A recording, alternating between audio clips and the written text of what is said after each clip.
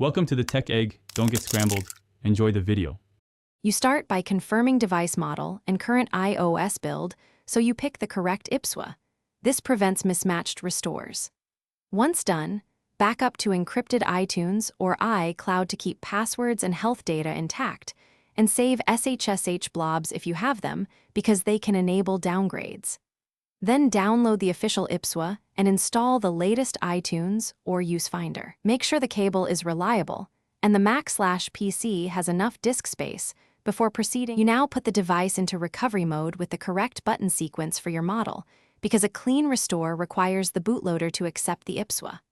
Once in recovery, open iTunes or Finder, select the device, and hold Option on Mac or Shift on Windows while clicking Restore to pick the IPSWA you downloaded.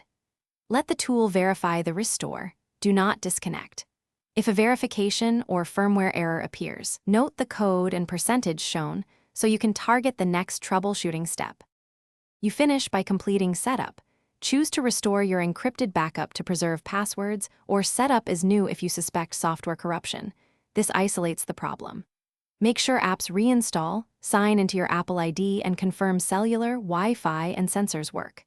If problems persist, do a DFU restore next, and if that still fails, swap the USB cable, try a different Mac or PC, and retry. This one key troubleshooting tip: test DFU plus another machine, solves most stubborn failures.